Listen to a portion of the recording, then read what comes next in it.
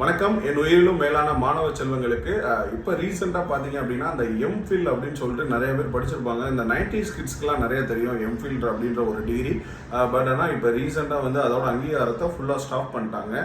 So எதுவும் ஏமாந்து விட வேண்டாம். எம்ஃபில் அப்படின்னு சொல்லி ஒரு படிப்பு வந்து இனிமேல் வந்து கிடையாது. ஸோ அதை வந்து ஃபுல்லாமே ஸ்டாப் பண்ணிட்டாங்க. அதை பற்றின ரீசெண்டான அறிவிப்பு வந்து இப்போ வந்திருக்கு. பட் ஆனால் நிறைய பேர் அதில் பணத்தை கட்டி ஏமாந்துட்டு இருக்காங்க. அப்படி ஒரு கோர்ஸே இல்லை. தயவு செஞ்சு ஏமாற வேண்டாம். அப்படி யாராவது எம்ஃபில் படிக்கணும்னு ஆசைப்பட்டாங்க அப்படின்னா அவங்களுக்கு தயவு செஞ்சு இந்த வீடியோவை ஷேர் பண்ணி விடுங்க.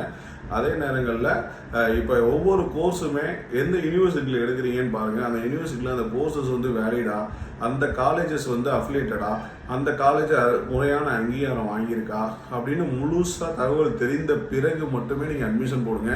அதே மாதிரி அட்மிஷன் போடுற முன்னாடி 1000 வாட்டி யோசிச்சுக்கோங்க.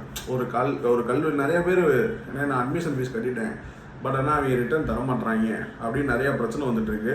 ஒரு கல்லூரிக்கு போய் நம்ம ஜாயின் பண்ணுறதுக்கு முன்னாடியே கல்லூரியை பற்றி A to Z தெரிஞ்ச பிறகு நீங்கள் ஃபீஸ் கட்டுங்க. அவசரப்பட்டு ஃபீஸ் கட்டிட்டு திரும்பி அதுக்கு ஒரு பஞ்சாயத்துக்கு தேவைலாம் போகணும்னா எம்ஃபில்னு ஒரு படிப்பு இல்லை. இதை வந்து மற்ற நண்பர்களுக்கு தெரியப்படுத்துங்க. எம்ஃபில்னு ஒரு படிப்பே கிடையாது.